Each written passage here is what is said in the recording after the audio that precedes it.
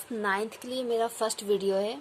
एक बच्चे की डिमांड पर मैं ये वीडियो बना रही हूँ और उसने मुझसे चैप्टर 5th के लिए पहले बोला है, तो ये चैप्टर 5th के लिए मैं वीडियो बना रही हूँ। और चैप्टर 5th क्या है आपका?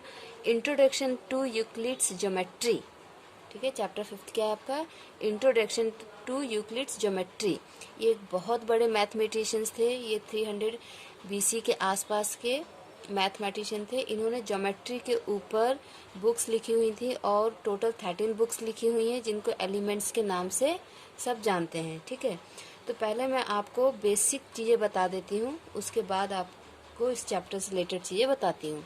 तो देखिए, पहले स्टेटमेंट, आपको ये वर्ड स्टेटमेंट समझना चाहिए कि स्टेटमेंट क्या होता है। स्टेटमेंट एक ऐसा सेंटेंस होता है जिसको हम ये जज कर सकें कि ये ट्रू होगा कि फॉल्स होगा। ठीक है, किसी ने स्टेटमेंट दिया है और उस स्टेटमेंट को पढ़कर हम ये अंदाज़ा लगा सकें कि क्या ये स्टेटमेंट सही है कि गलत है। तो इस तरीके के सेंटेंस को हम बोलते हैं स्टेटमेंट।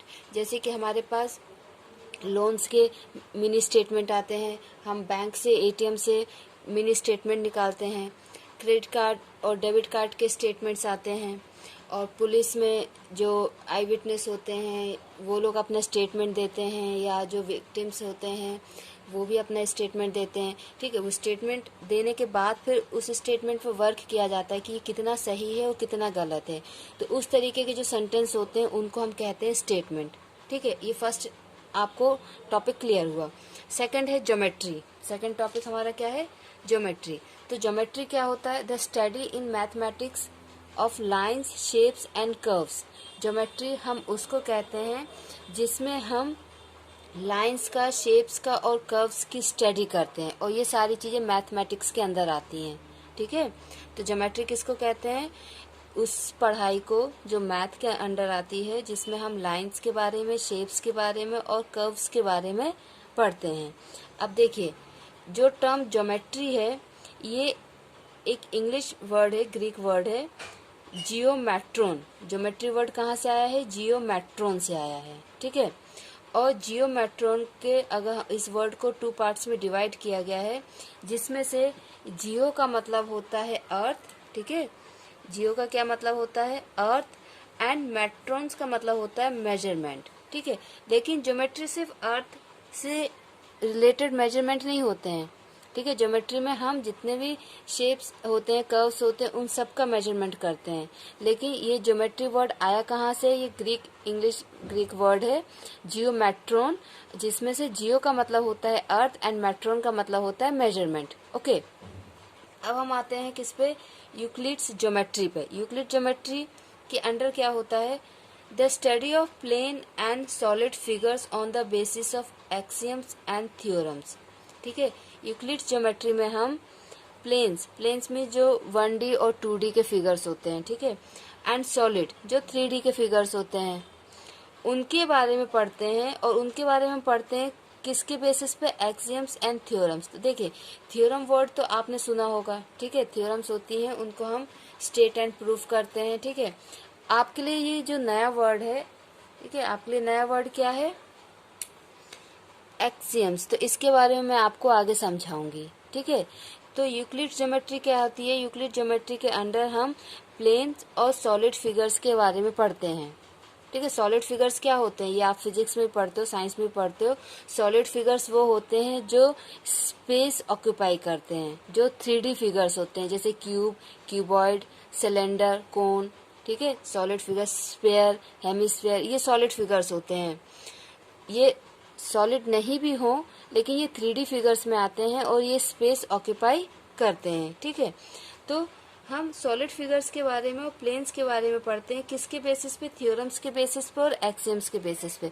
तो थ्योरम्स तो आपने पहले सुना हुआ है, आपको नया वर्ड क्या है? एक्सियम्स। तो इसके बारे में पढ़ेंगे। अब आता है यूक्लिड्स डेफिनेशन। यूक्लिड्स के डेफिनेशंस क्या है? A point is that which has no parts. ठीक है, यूक्लिड्स ने कुछ डेफिनेशंस दी थी ज्योमेट्री से रिलेटेड, तो उन डेफिनेशंस को हम पढ़ते हैं। टोटल 7 है, तो बहुत सारी डेफिनेशंस, लेकिन हम 7 डेफिनेशंस पढ़ेंगे जो हमारे इस सिलेबस में है। और ऐसी डेफिनेशंस यूक्लिड्स ने दी थी जिसको जो यूनिवर्स है उसने एक्सेप्ट नहीं किया। ठीक है, पर उसकी बुक्स में वो मेंशन है। हम उनमें से 7 को यहाँ पे डिस्कस कर रहे हैं। फर्स्ट है a point is that which has no parts. ठीक है, एक पॉइंट एक ऐसी चीज होती है जिसका कोई भी पार्ट नहीं होता है। क्यों? देखिए, पॉइंट, जब आप पॉइंट ड्रॉ करते हो तो पॉइंट आपने ऐसे ड्रॉ कर दिया, ठीक है, this is your point. Okay, अब इस पॉइंट में लेंथ भी नहीं है, ब्रेड्थ भी नहीं है, हाइट भी नहीं है। ठीक है, लेंथ, ब्रेड्थ, हाइट कुछ भी नहीं है इसमें। It means a point is that which has no parts. तो ये यूक्लिड ज्योमेट्री या यूक्लिड्स जो साइंटिस्ट थे, मैथमेटिशियन जो थे, उन्होंने बोला कि एक पॉइंट जो होता है उसका कोई भी पार्ट्स नहीं होते हैं। A line is the breathless length. एक लाइन जो होती है उसमें ब्रेथ नहीं होती है। ब्रेथ मीन्स देखो, एक होती है लंबाई, एक होती है चौड़ाई। लेंथ मीन्स लंबाई, ब्रेथ मीन्स चौड़ाई, ठीक है, एंड हाइट मीन्स ऊंचाई। तो ये आपने लाइन ड्रॉ की, ठीक है, इस लाइन को हमने जब ड्रॉ किया तो इसमें लेंथ तो है ही नहीं, सॉरी, इसमें ब्रेथ तो है ही नहीं। ठीक है, ये जो हमने लाइन ड्रॉ की है इसमें ब्रेथ नहीं है, सिर्फ लेंथ है। तो एक लाइन क्या होती है? लाइन एक ब्रेथ लेस लेंथ होती है। ठीक है, इसमें जो ब्रेथ होती है वो नेग्लिजिबल होती है, मीन्स ना के बराबर होती है। ठीक है, अगर हम इस पेपर की ही बात करें तो इस पेपर की ये लेंथ है, इस पेपर की ये लेंथ है, ठीक है, लेकिन इसकी ये कुछ ना कुछ तो ब्रेथ होगी, लेकिन वो ब्रेथ बहुत कम है, तो उसको हम मानते हैं कि वो नेग्लिजिबल है। उसको हम क्या मानते हैं? कि वो नेग्लिजिबल है। ठीक है, तो एक लाइन क्या होती है? ब्रेथलेस लेंथ होती है। लाइन क्या होती है? ब्रेथलेस लेंथ होती है। The ends of a line are points. किसी भी लाइन के जो एंड्स होते हैं उनको पॉइंट्स कहा जाता है। ठीक है, ये जो आपकी लाइन है तो इसके ये एंड्स हैं, ठीक है, ये इसके एंड्स हैं, और इन एंड्स को हम कहेंगे पॉइंट्स। इनको हम क्या कहेंगे? पॉइंट्स। और इसको आप कुछ भी नाम दे सकते, जैसे यहाँ पर मैंने बोल दिया है ए बी।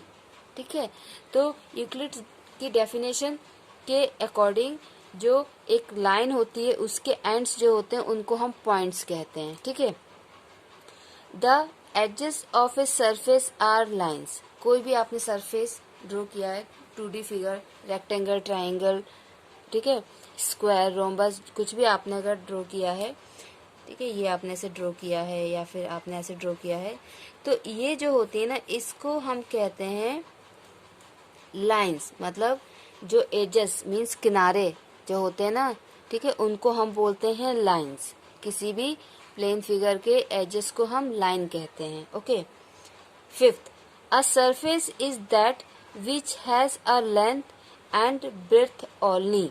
सरफेस मीन्स ऐसा ये प्लेन चीज है, ठीक है, ये जो प्लेन चीजें हैं इनकी सिर्फ लेंथ और ब्रेथ होती है। ठीक है, ऐसे प्लेन चीजें जो होती है उनकी क्या होती है? लेंथ एंड ब्रेथ होती है। ठीक है, इनके हाइट नहीं होती। तो जो प्लेन सरफेसेस होते हैं उनका सिर्फ लेंथ एंड ब्रेथ होती है। जैसे अगर हम ये बुक देखें तो इस बुक का अगर सिर्फ आप फ्रंट पोर्शन देखें, ऊपर का पोर्शन देखें, सिर्फ ऊपर का पोर्शन, तो ये एक प्लेन है, और इस प्लेन में क्या है? ये इसकी लेंथ हो गई, ये इसकी लेंथ हो गई, और ये इसका ब्रेथ हो गया। ठीक है, लेकिन अगर हम इस बुक को इसका साइड वाला भी देखें, ये भी देखें, तो इसमें क्या होगा? इसके length, breadth and this is the height. तो वो क्या कह रहे हैं कि जो प्लेन सरफेस होते हैं ना, उनके पास सिर्फ और सिर्फ लेंथ और ब्रेथ होती है। उनको हम 2D फिगर कहते हैं, 2 डायमेंशंस फिगर। ओके, जैसे ये फिगर हो गए। Then sixth, a straight line is a line which lies evenly with the point on itself. ठीक है, एक स्ट्रेट लाइन, ठीक है, ये एक स्ट्रेट लाइन है। तो एक स्ट्रेट लाइन ऐसी लाइन होती है जिसमें एकदम बराबर से बहुत सारे पॉइंट्स होते हैं। ठीक है, मीन्स वो ये कहना चाहता है कि एक स्ट्रेट लाइन जो होती है वो इवनली मीन्स इक्वल डिस्टेंस पे, इक्वल साइज पे, इवनली बहुत सारे पॉइंट्स उस लाइन में होते हैं। ठीक है, उस लाइन के ऊपर बहुत सारे पॉइंट्स होते हैं, या यूँ कहा जाए कि ऐसे पॉइंट्स से मिल के एक लाइन बनती है। Okay, seventh, a plane surface is a surface which lies evenly with the straight lines on it. एक प्लेन सरफेस है, ठीक है, ऐसा ये प्लेन सरफेस है, ठीक है, तो इस प्लेन सरफेस के ऊपर कई सारी लाइनें हैं, ठीक है। इस प्लेन सरफेस के ऊपर कई सारी लाइनें, उन लाइनों से ये बना हुआ है ऐसे, ठीक है। चाहे आप ऐसे ले लो, चाहे आप ऐसे ले लो, ठीक। तो वो यही कहना चाहते हैं कि एक प्लेन सरफेस जो होता है वो इवनली कई सारी लाइन से मिलके बनता है। इवनली यहाँ पे इसलिए यूज़ किया जा रहा है कि मतलब एकदम सिस्टमेटिक तरीके से बराबर। ओके, तो ये 7 यूक्लिड्स की डेफिनेशंस हो गई हैं, ठीक है। इसमें अगर आपको कोई डाउट हो तो आप प्लीज़ मुझसे पूछिएगा, कमेंट बॉक्स में कमेंट कीजिएगा। और इसके अभी और मैं आगे वीडियो बनाती हूँ इसी टॉपिक पे, इंट्रोडक्शन पे। ओके।